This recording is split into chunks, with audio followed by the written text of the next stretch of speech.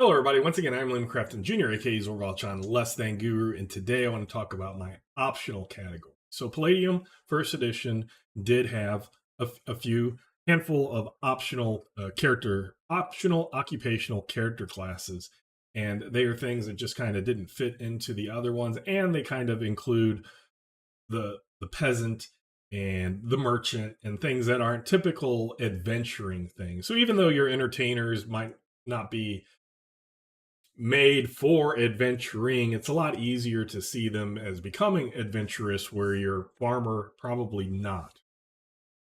So the optional occupations in my own Palladium First Edition rewrite are the commoner, the merchant, the naturalist, and the noble. So the commoner is any type of thing. You can be a peasant, you can be a farmer, any job around a city. You could be the person who sweeps the streets or does some maintenance, whatever. That is a commoner. A merchant is somebody who is maybe crafting goods, but selling goods, trading goods, any type of that would be a merchant. A naturalist could be something similar to a ranger, but it could be just your mountain man who's out there trapping and skinning animals and selling furs, or bringing the fur back for the merchant, that type of thing. They're doing something out from the city, out in nature, doing things. Maybe they're gathering rare herbs and stuff like that, but that's the naturalist. And then there is the noble. If we take a look at the first edition book, we'll see that they have a peasant slash farm stash stable hand. So that's why I just said commoner. I take, except for the pirate, or sorry, the mercenary slash sailor, I tried to condense everything. And even that one I condensed two, so I kept the slash, but any of the slashes I just tended to pick a term that could apply to any of them. They have the squire as an optional. As I said in my Men of Arms Squire video, I took the squire and made them a full Men of Arms, because that was always a question. Do they get the automatic parry like Men of Arms? Do they get the armor bonuses, or the not having to have less penalties like the Men of Arms? So I just firmly put them into the Men of Arms. Scholar and Merchant. The Scholar, that's one I took the Monk and the Scholar and made the Mystic Scholar for my academics. And then Merchant and Noble are the same. One thing I did want to present is even the peasant farm stable hand, you needed a physical prowess of 7. Every single occupational character class in Palladium requires something to be. So, what happens if you're playing a game like I am, old school, where you're just making it, you roll your attributes, no re rolls, and you stick with those rolls and you play that character? What happens if you roll all low and you don't have a minimum PP of 7, or for the witch, a minimum IQ of 5? What if you roll so bad? You might be tempted, and justifiably so, you might be tempted to just say, okay, sorry, re-roll the character.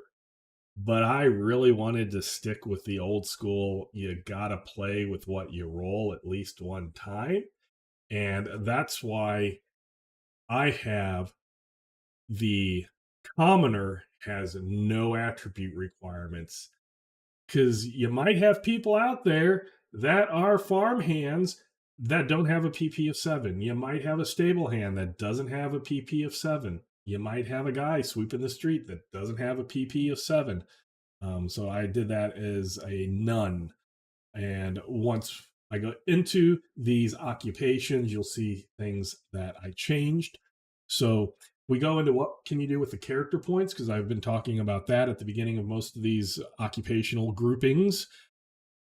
You can spend the d6 to get a plus 1d6 to, or you can spend a character point to get a plus 1d6 added to your strike. You can spend it to get a 1d6 added to a saving throw, or you can use it to get a 1d6 subtracted from damage that you take. Then what do the optional ones get? So they can spend character points once per highest occupational occupation to increase an attribute 1 point by spending character points equal to the new value. So whereas say an academic can raise IQ, ME, or MA, and as long as they have character points, they're stuck with those three. For the optional, they can choose any attribute and raise. So this is the only group that would allow you to raise anything you wanted.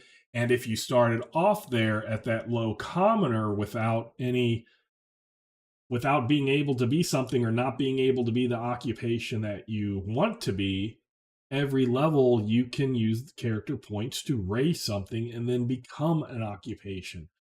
So that is a advantage. You can start with something and tailor your character from scratch and not only be beholden to your attribute roles. Um, so that is what they can do. The last thing I want to show is what I do in my personal campaign. So even though these rules, these rewrites, and that are for my personal campaign, and I am presenting them to all of you to use or not use or think about or decide you don't want to use in your own game, I then have things that aren't quite mechanics for playing the game or lore for playing the game. They are mechanics to make my campaign cohesive, I guess you could say. So I did want to show this. Very end of my PDF, I have campaign rules. And these are rules that if I would play this in a different type of campaign, I would use my same rules here, but I wouldn't necessarily use the same campaign rules. And one of the things that I do, because people wanted to say, hey, can I earn extra money on the side? So what I do is I basically say each character, so any occupational character class, any occupation is assumed to be able to hold a normal job in order to pay for a place of stay, food, etc. Scrape by going on adventures has potential. That's where they get extra money. So I don't do something where it's, oh, you went out on this adventure and you got 7 silver pieces and you got back and now you haven't played that character for a few times. So now that character is in debt or anything. No, when you're not in play, you're not gaining money, but you're not losing money. You're basically doing whatever you do and you're scraping by. Adventuring is what gets you the extra stuff. But I do have a couple of benefits to my probably not so tempting occupations. So the first is entertainers. Entertainers can be good, and I've definitely showed that the in my own game, and you can watch it here on the videos of my campaign number 1, my Palladium Nintir Vale. Bob plays a bard and is a very successful adventurer. And then I have a couple of people that are playing prestidigitators, and they've been successful as well. But they don't get the cool things that they don't get the cool auto dodge of rogues. They don't get the auto parry of men at arms. They don't get the spells of or abilities of my intuits, my clergy, or my academics. So what they can do is if they're not adventuring, they can perform and get money that way. That can raise their money, so they can earn 25 solidi. That's my coin base per day. Plus, they get 2 per additional level. So if you're at first level, you get 25. If you're at second level, you get 27. If you're at third level, you get 29.